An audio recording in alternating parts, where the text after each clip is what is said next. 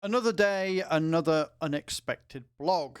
Today we're looking at the Talking to the Townsfolk blog, which was released earlier this afternoon. So without any further ado, let's dive straight into this blog and see what they've got to say about the new NPCs and the characters and tutorial systems. Farming Simulator 25 features a small ensemble of characters to talk to, NPCs. If you decide to talk to them, let's learn more about them and how they work. Adding characters and guidance. We wanted to make the town a bit more lively, so you can meet a handful of virtual people brought to life by real voice actors. Each character has their own personality and area of expertise. Because we were able to create the characters without drawing developer resources from other game features, we added them as a side bonus. To provide especially new virtual farmers some touching points in the form of guidance, they offer some advice and help for all the farming basics. If you want to know more about them, you can just casually talk to them and see what spontaneously comes to their mind. Sometimes they might ask you what you think. They may also need a helping hand and offer you some contract when there's something to be done in the neighborhood. So this is really good. So this is what I was sort of saying from the last time that we touched on NPCs. It looks like you're going to have to dig to get the information in the background, and then they may also have periodic contracts for stuff to do in the town, like the temple building and the grain mill museum that you have on Riverbend Springs. I hope that it's more than that. I hope that with this comes like the disaster relief and stuff. So if you have a tornado, you go and talk to Grandpa Walter or somebody else, and they will give you a quest to go and fix the town up from what it was destroyed. This is, of course, just hyperbole, and it is just me guessing. Grandpa Walter, as is traditional in farming, the farm is passed down from generation to generation.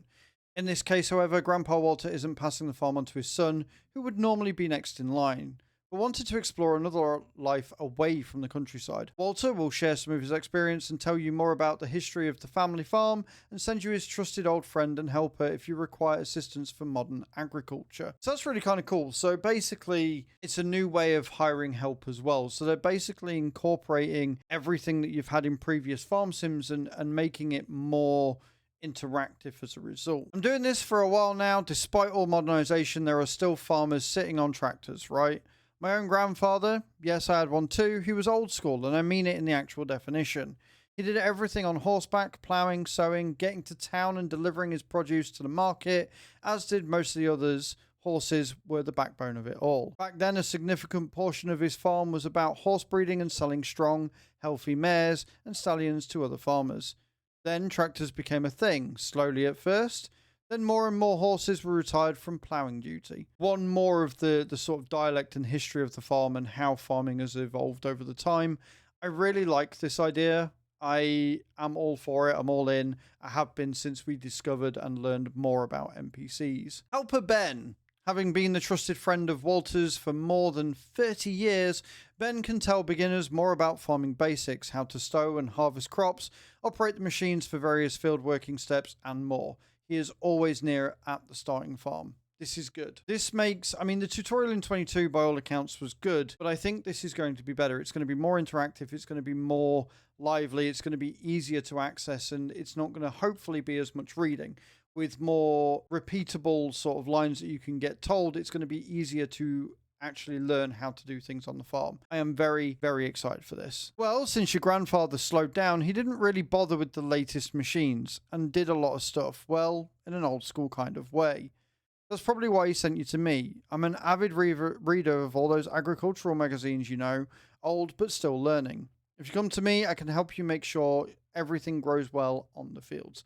I like this. And I like that there's more than just one or two. Like we've been introduced to Walter and we've been introduced to David, I should say. I like the fact there's more coming. Neighbor David. David is not a farmer, but tries to be. He's a beginner. He made some mistakes on the way and will warn others not to repeat them. In return, you may tell him that it would be better for him to learn operating a baler instead of opening a hotel with wellness treatments, offering people to sleep on fresh hay, which he heard from others is a thing.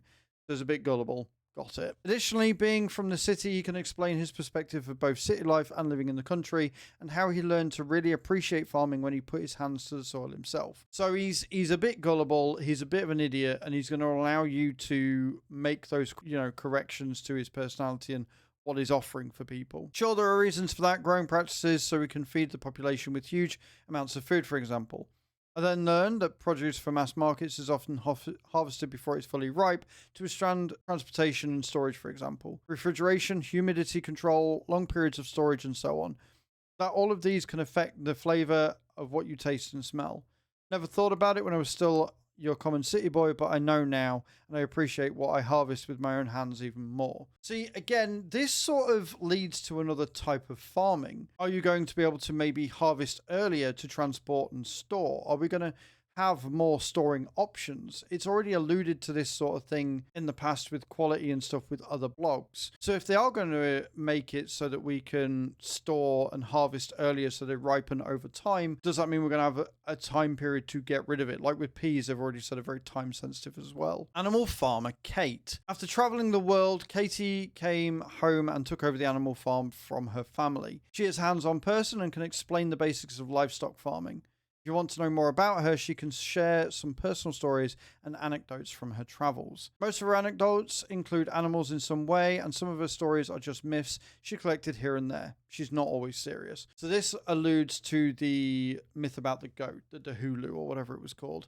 So that's interesting, and again, I like the fact that they have incorporated that into the game. It shows they've done their due diligence and done some research as well. Aren't you a curious one? When I was reading about medieval farming, I was reminded that I really loved our farm and the country life surrounded by nature, animals, and livestock. So I changed my major to agricultural sciences and only minored in history. Can't escape your family's legacy sometimes.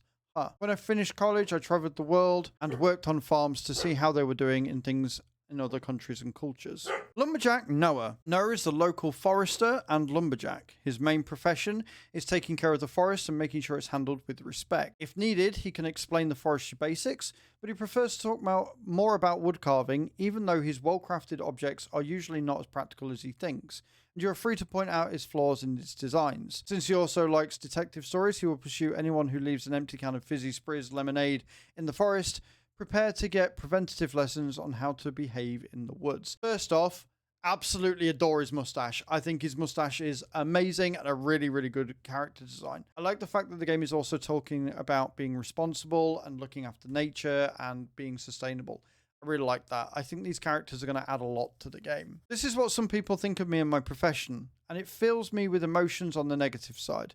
It's important to handle any forest with care and respect to leave its overall structure intact. I just wanted to make sure that you know that my job is not to eliminate all these trees around here. We take what we need, we replace it, and we are respectful of the forest and its inhabitants. It also helps David so he can meditate in one of its clearings. You already got a lesson on littering in the woods. I'm a bit skeptical, but I believe him when he says that it fell out of his pocket. He stays under surveillance nonetheless. So if you do anything wrong, I wonder if there's going to be ways that you can do things wrong and have him chase you and sort of reprimand you a little bit. I wonder if they're going to introduce fines and things. Overall, I really like this blog. It's introduced us to some new characters. It's teased at some things and allowed me to theorize on what we're going to have. Let me know in those comments down below what you think, what your favorite character so far they've introduced us to is going to be, and whether they're going to maybe change these from farm to farm. It would be nice if they had more characters depending on what farm you're on. Don't forget you can also pre-order the game if you use the link in the description down below. It will help the channel, and don't forget to hit that subscribe button as well. Thank you so much for watching, and I will see you all in the next video. Ciao, ciao.